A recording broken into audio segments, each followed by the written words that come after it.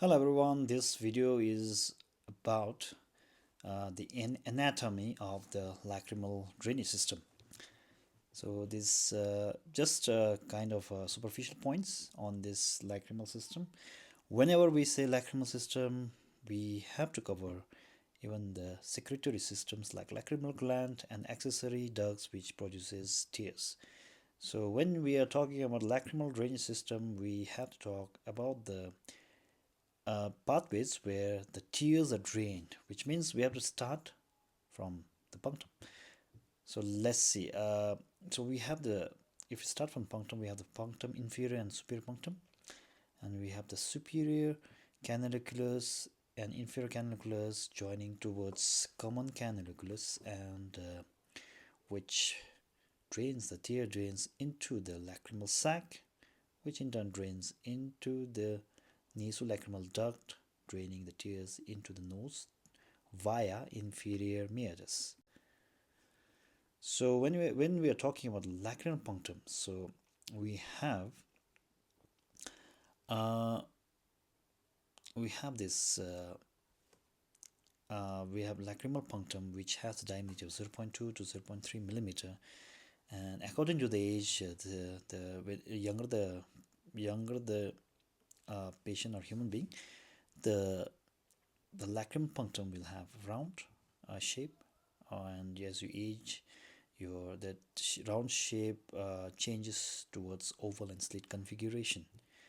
And this one is histological. We can see the lacrimal punctum here with the surrounded by lacrimal papillae, which connects to the vertical canaliculus.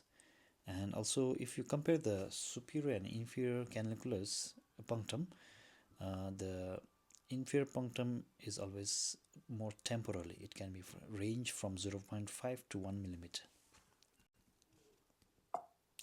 So if we divide, so we the punctum drains into the canaliculus, and superior and inferior canaliculus, they are divided into a vertical and horizontal. Vertical is usually 2 millimeters, and horizontal canaliculus is usually 10 millimeters length. And this measures has been taken in cadaver one, so it can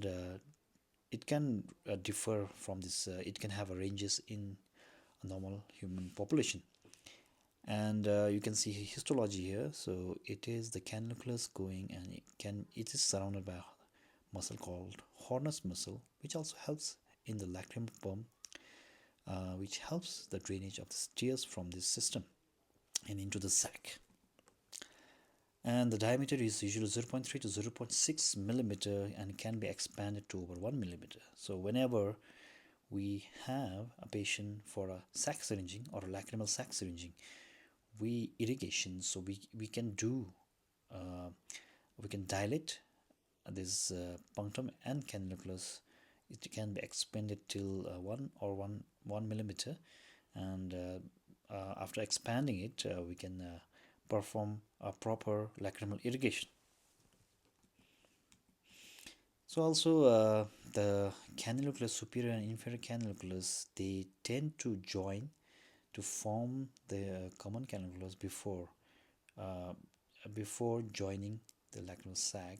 In some cases, less than 2%, usually it can drain independently. The superior and inferior canaliculus can drain independently. And this one is common lacrimal canaliculus, which the superior and inferior canaliculus join, and the tears drain into a sinus called sinus of Meyer. And this one is a bony landmarks. Usually the nasolacrimal duct starts from when the lacrimal sac, the tears drain towards the lacrimal sac, it in turn drains towards the nasolacrimal duct, and it's composed of the mucosal part and the bony part. And bony part is usually the part of maxillary bone and the lacrimal bone.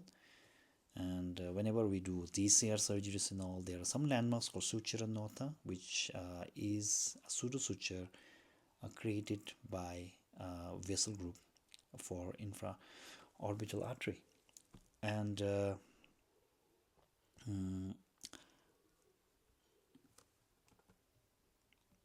So we have also the lacrimal sac divided into fundus and the body. Fundus, usually it's the line, the demarcation is done by the medial canthal tendon, and the fundus usually measures a measurement ranges from 3 to 5 millimeters, and the body is around 10 millimeters.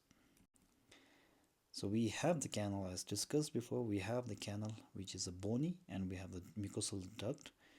And the bony canal is around 12 millimeters, and the mucosal duct usually consists of around 3 to 6 millimeters. And the tears flow from this canal into the nose via the inferior medial meatus. And interesting part is that which is a clinical important thing is that we have a valve called valve of Hessner. And this one it is important, clinically important, because in children in newborn, uh, most of the cases infants can parents can come with infants with tearing epiphora, and which means that usually this duct is not open, and more than 90% they clear when they reach the age of 1 year. But if it is persistent, the blockage is persistent after 1 year of age, the consideration for surgical intervention is needed.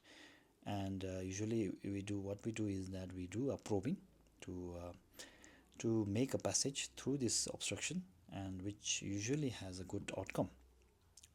So this is the anatomy of lacrimal drainage system, and this um information was mostly, if you read the books of Dr. Javed Ali, you can find most of this information from there. Thank you.